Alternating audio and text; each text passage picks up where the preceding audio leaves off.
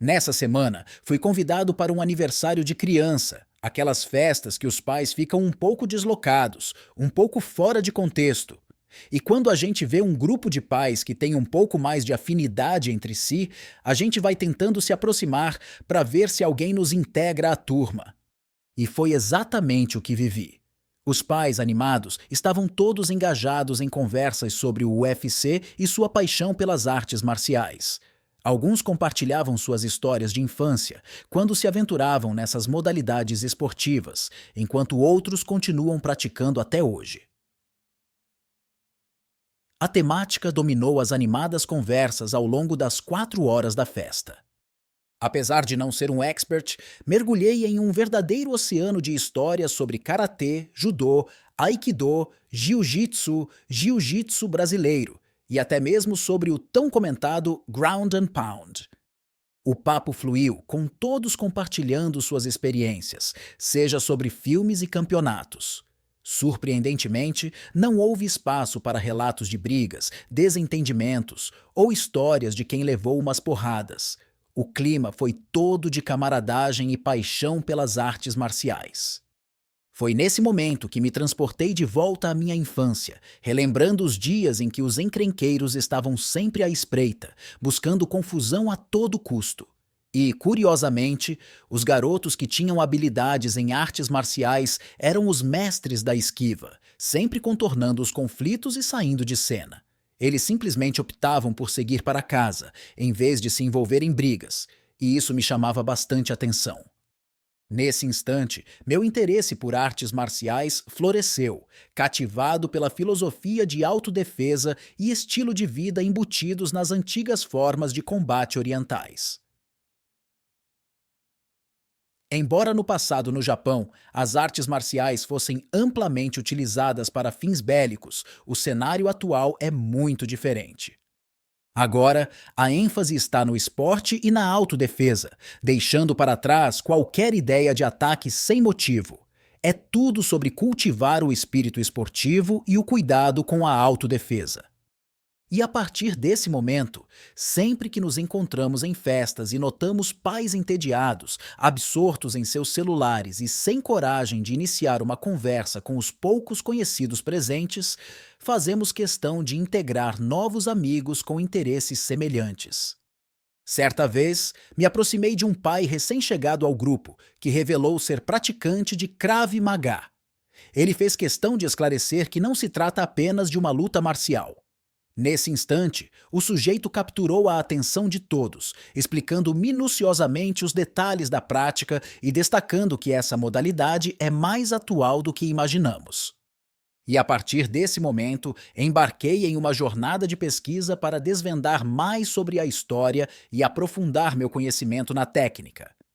O Krav Maga teve sua origem nas mãos do incrível Imi Lichtenfeld, nascido em Budapeste, na Hungria, em 26 de maio de 1910. Sua infância foi marcada pelo ambiente esportivo e disciplina rigorosa ao crescer em Bratislava, capital da Eslováquia. A família Lichtenfeld era conhecida não apenas por seu comprometimento com a disciplina, mas também pelo amor aos esportes. Samuel Lichtenfeld, pai de Imi, desempenhava um papel proeminente na comunidade judaica local. Ele não era apenas um lutador habilidoso, mas também um entusiasta da musculação, chegando a entreter o público com demonstrações impressionantes de força em um circo local. Nesse papel, Imi teve a oportunidade de absorver diversos métodos de luta ao interagir com pessoas de diferentes origens. Posteriormente, ingressou na força policial como detetive, onde compartilhou seus conhecimentos ao treinar muitos policiais. Desde a infância, Imi recebeu o apoio e treinamento de seu pai, Samuel, que cultivou nele uma paixão pelo esporte. Imi, por sua vez, explorou diversas modalidades esportivas, incluindo natação, ginástica, luta livre e boxe. Em 1928, sagrou-se campeão eslovaco de luta juvenil e, no ano seguinte, conquistou 3 campeonatos internacionais nas categorias de boxe, luta livre e ginástica para graduados. Na década de 1930, com o surgimento de grupos fascistas e antissemitas, a comunidade judaica em Bratislava passou por transformações significativas. Nesse cenário, Imi emergiu como líder incontestável de um grupo de jovens judeus dedicados a proteger os bairros judaicos contra atos de violência e vandalismo. Em 1940, aventurou-se em uma jornada de imigração clandestina a bordo do navio Pencho. Durante a travessia, teve um ato de bravura ao saltar nas águas do Mediterrâneo para socorrer alguém que havia caído do navio. Infelizmente, devido às condições médicas precárias e ao acúmulo de líquidos no ouvido, Imi desenvolveu uma séria infecção auditiva. No dia 9 de outubro de 1940, o mesmo navio enfrentou as rochas de uma pequena ilha próxima à Grécia, levando Imi e outros 4 aventureiros a zarparem em um pequeno barco a remo em busca de ajuda na ilha de Creta. Uma jornada que, infelizmente pelo cansaço, os colocou à deriva. Após 5 dias exaustivos, o barco a remo foi avistado por uma embarcação da Marinha Britânica, resultando no resgate dos 5 náufragos. Imi e seus companheiros foram levados para o Egito, onde ele recebeu tratamento cirúrgico para a infecção que se espalhara até mesmo pelo seu rosto. Contudo, apesar dos esforços, o tratamento não trouxe total sucesso, deixando Imi com metade do rosto paralisado. Em seguida, Imi recebeu a convocação para integrar o exército britânico, onde prestou serviço na Legião Tcheca. Finalmente, em 1942, ele alcançou as terras de Israel e uniu-se a Haganá, um dos grupos de resistência que fervorosamente lutava pela independência do país. Lá, Imi dedicou-se ao ensino de métodos de combate, tanto desarmado quanto com o uso de armas brancas.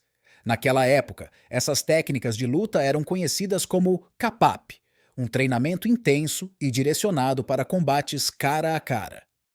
Com o estabelecimento do Estado de Israel em 1948 e a criação do IDF, Forças de Defesa de Israel, Imi foi convocado para assumir o papel de instrutor-chefe de defesa pessoal e preparo físico. Dedicou incríveis 16 anos de serviço ao IDF, período em que desenvolveu e disseminou amplamente o Krav Maga. Em 1964, ao se aposentar, concretizou seu sonho ao inaugurar sua primeira academia na cidade de Netânia. Nos seus ensinamentos, Imi sempre enfatizava a importância da educação para a civilidade, boas maneiras, valores, sionismo e o profundo amor pela terra que permeavam suas aulas. Ele se esforçava para educar seus alunos a evitarem conflitos sempre que possível, incentivando o uso do Krav Maga apenas como último recurso. Entre os notáveis alunos de Imi, destacavam-se figuras como Eli Avitzar, um dos renomados mestres contemporâneos do Krav Maga, que ocupava a posição de cinturão sênior e liderava o caminho. Haim Zut, reconhecido como um dos maiores instrutores de Krav Maga no mundo, juntamente com Haim Gideon, que ostentava o título de grão-mestre na arte. Além disso, Eyal Yanilov, instrutor de unidades antiterroristas nas Forças Armadas de Israel, também merece destaque por sua entrada na década de 1970. Imi veio a falecer com 88 anos em Israel no dia 9 de janeiro de 1998, mas deixou um grande legado. Agora vamos destrinchar a origem do Krav Maga. Esse estilo de luta projetado para enfrentar situações conflituosas surgiu na década de 1940, desenvolvido para treinar um exército judaico rebelde. A abordagem única dessa técnica é responder apenas quando a vida está verdadeiramente em perigo. O Krav Maga é uma arte de contra-ataque que exige agilidade e determinação, deixando o adversário totalmente sem reação. Com movimentos curtos e objetivos, qualquer pessoa pode executar essas técnicas usando o próprio corpo como arma em autodefesa. O objetivo é deter a agressão, independentemente da posição da vítima, seja ela em pé, sentada ou deitada, e independentemente da direção do ataque ou do número de agressores. E se o agressor vier por trás, um chute extremamente potente, aprimorado com muito treinamento, está pronto para recebê-lo. Agora vamos desvendar alguns movimentos incríveis do Krav Maga.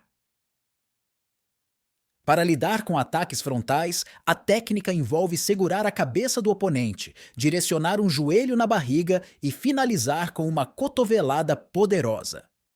O puxão com giro é um movimento estratégico que utiliza as pernas como alavanca para intensificar o golpe, mantendo uma abordagem com poucos chutes. Já o puxão de cabeça consiste em uma sequência envolvente, onde a cabeça do agressor é controlada, o corpo faz um giro para ficar por cima, permitindo a distribuição de socos e cotoveladas de maneira eficaz. Quando se trata do bloqueio de chutes, o estilo prioriza os socos, proporcionando uma defesa robusta. E para escapar de uma situação de uma arma apontada para a cabeça, a técnica envolve torcer o pulso do agressor e quebrar seus dedos, garantindo uma saída segura. O Krav Maga revela-se uma verdadeira arte de autodefesa. O mestre criou o Krav Maga a partir do boxe e de outras artes marciais. Em 1940, Imi mudou-se para a Palestina e treinou um grupo militar de judeus para resistir ao domínio dos invasores da região à época. A luta é direta e reta, pois condiciona o praticante a reagir quando sua vida está em risco. Por isso, não há golpes acrobáticos. O mais importante é tomar iniciativa da ação, defender-se com extrema efetividade atacando, de modo a garantir que o oponente foi dominado. Instintivamente, o ser humano tem uma apreciação natural por confrontos, afinal, faz parte do nosso instinto de sobrevivência. O UFC não conquista tanto sucesso à toa.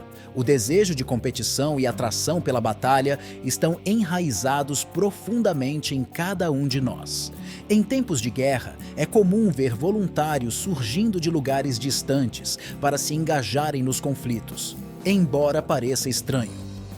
Um exemplo marcante é o de um jovem paranaense de 25 anos, que após já ter se dedicado a trabalhos sociais na África, tornou-se o quarto brasileiro a sacrificar sua vida pela Ucrânia. Em uma pesquisa realizada pela Universidade Estadual de Goiás sobre a prática do Krav Maga, notou-se que seus praticantes estão presentes nos estratos mais elevados da sociedade, nas classes A e B. O atrativo desse programa de treinamento físico é evidente, oferecendo uma variedade de atividades motivadoras, sem a pressão de um calendário competitivo. O Krav Maga se destaca como uma técnica de autodefesa, uma proposta particularmente sedutora em um país como o Brasil, com seus desafios de violência, impunidade e insegurança. Em épocas de turbulência, conflito e agitação, é comum ver muitos pais matriculando seus filhos em aulas de artes marciais desde a infância. Alguns buscam essa prática como forma de ensinar habilidades de autodefesa, outros enxergam as artes marciais como um esporte dinâmico para os pequenos. E há também aqueles que desejam conectar seus filhos com as filosofias envolventes, especialmente as oriundas do Oriente, ricas em história e tradição. Essas disciplinas não são apenas uma atividade física, mas também uma porta de entrada para valores profundos que moldam a mente e o espírito. E aí, você prefere ficar aí paradão ou gosta de uma luta marcial para competir? Ou algo mais focado em autodefesa efetiva como o Krav Maga? Comenta aqui embaixo e aproveita e manda esse vídeo para aquele amigo que nunca sai de casa com medo de tudo e de todos nos dias de hoje. Além de se sentir mais seguro, funcionará como um esporte auxiliando nos cuidados com a saúde. Agora, para conhecer mais sobre as técnicas avançadas e de proteção de guerra de Israel para se defender de uma chuva de bombas, confere esse vídeo aqui na tela. Clica nele que eu te vejo em alguns segundos de novo. Isso é o que temos para este vídeo. Um abraço e até mais!